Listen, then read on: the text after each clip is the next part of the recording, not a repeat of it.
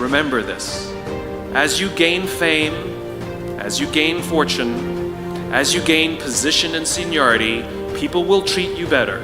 They will hold doors open for you. They will get you a cup of tea and coffee without you even asking. They will call you sir and ma'am, and they will give you stuff. None of that stuff is meant for you. That stuff is meant for the position you hold. It is meant for the level that you have achieved of leader or success or whatever you want to call it. I have 5 little rules that you can follow as you find your spark and bring your spark to life. The first is to go after the things that you want. Let me tell you a story. So a friend of mine and I, we went for a run in Central Park. The Roadrunners organization, on the weekends, they host races. And it's very common at the end of the race, they'll have a sponsor who will give away something, apples or bagels or something. And on this particular day, when we got to the end of the run, there were some free bagels. And they had picnic tables set up, and on one side was a group of volunteers. On the table were boxes of bagels, and on the other side was a long line of runners waiting to get their free bagel. So I said to my friend, let's get a bagel. And he looked at me and said, the line's too long. And I said, free bagel. And he said, I don't want to wait in line. And I was like, free bagel. And he says, nah, it's too long. And that's when I realized that there's 2 ways to see the world.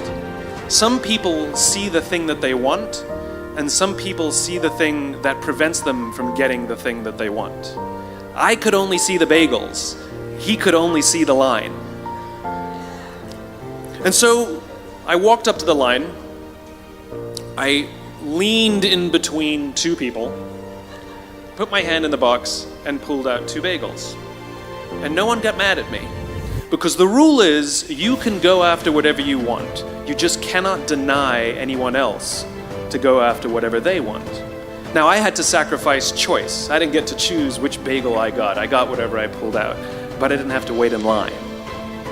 So the point is you don't have to wait in line. You don't have to do it the way everybody else has done it. You can do it your way. You can break the rules. You just can't get in the way of somebody else getting what they want. That's rule number 1. Rule number 2. I like this one. In the 18th century, there was something that spread across Europe and eventually made its way to America called puerperal fever, also known as the Black Death of Childbed. Basically what was happening is women were giving birth and they would die within 48 hours after giving birth. This Black Death of childbirth was the ravage of Europe, and it got worse and worse and worse over the course of over a century. In some hospitals, it was as high as 70% of women who gave birth who would die as a result of giving birth. But this was the Renaissance. This was the time of empirical data and science, and we had thrown away things like tradition and mysticism. These were men of science, these were doctors. And these doctors and men of science wanted to study and try and find the reason for this Black Death of childbed, and so they got to work studying, and they would study the corpses of the women who had died. And in the morning they would conduct autopsies, and then in the afternoon they would go and deliver babies and finish their rounds.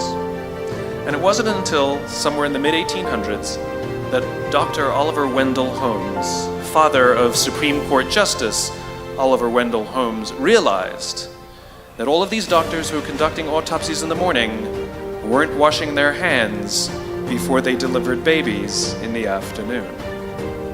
And he pointed it out and said, guys, you're the problem.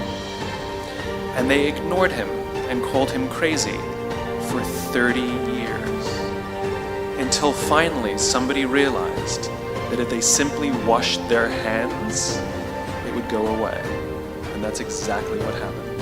When they started sterilizing their instruments and washing their hands, the Black Death of childbed disappeared. My point is, the lesson here is, sometimes you're the problem. Lesson 3, take care of each other. The United States Navy SEALs are perhaps the most elite warriors in the world. And one of the SEALs was asked, who makes it through the selection process? Who is able to become a SEAL? And his answer was, I can't tell you the kind of person that becomes a SEAL. I can't tell you the kind of person that makes it through BUD/S. But I can tell you the kind of people who don't become SEALs. He says the guys that show up with huge, bulging muscles, covered in tattoos, who want to prove to the world how tough they are, none of them make it through. He said the preening leaders who like to delegate all their responsibility and never do anything themselves, none of them make it through. He said the star college athletes who've never really been tested to the core of their being, none of them make it through. He says some of the guys that make it through are skinny and scrawny. He said some of the guys that make it through, you will see them shivering out of fear. He says, however, all the guys that make it through, when they find themselves physically spent, emotionally spent, when they have nothing left to give physically or emotionally, somehow, some way, they are able to find the energy to dig down deep inside themselves, to find the energy to help the guy next to them. They become SEALs, he said. You want to be an elite warrior. It's not about how tough you are. It's not about how smart you are. It's not about how fast you are.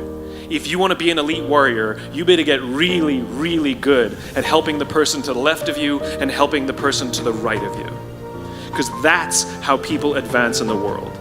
The world is too dangerous and the world is too difficult for you to think that you can do these things alone. If you find your spark, I commend you. Now, who are you going to ask for help, and when are you going to accept help when it's offered? Learn that skill. Learn by practicing helping each other. It'll be the single most valuable thing you ever learn in your entire life.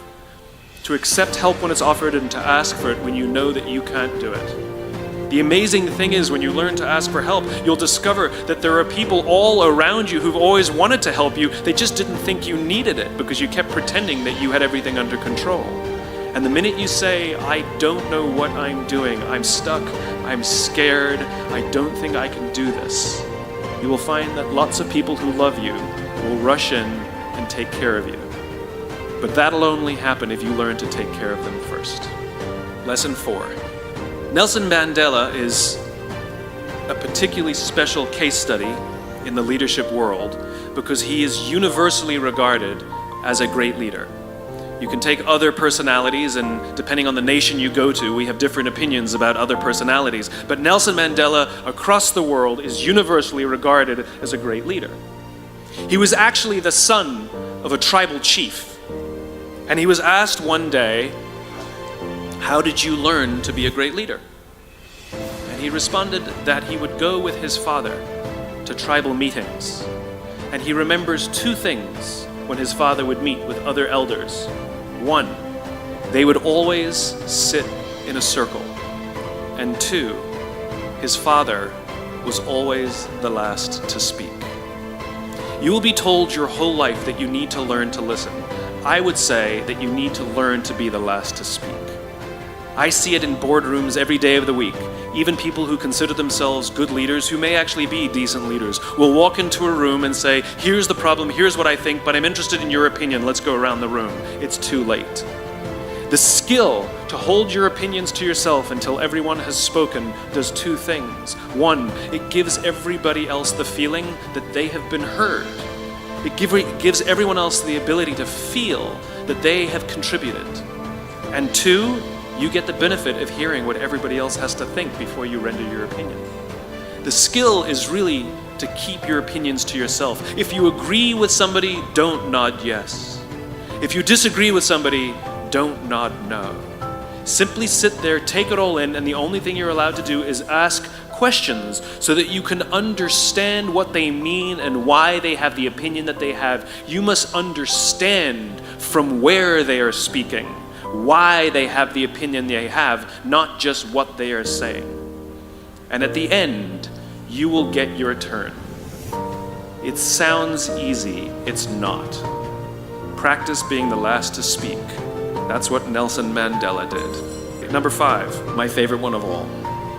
True story. There was a former Undersecretary of Defense who was invited to give a speech at a large conference, about 1,000 people. And he was standing on the stage with his cup of coffee in a styrofoam cup, giving his prepared remarks with his PowerPoint behind him. And he took a sip of his coffee and he smiled and he looked down at the coffee. And then he went off script. And he said, last year I spoke at this exact same conference. Last year I was still the undersecretary.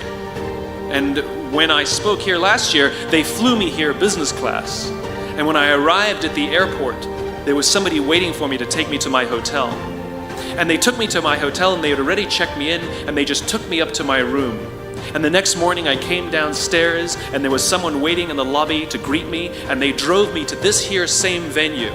They took me through the back entrance and took me into the green room and handed me a cup of coffee in a beautiful ceramic cup. He says, I'm no longer the undersecretary.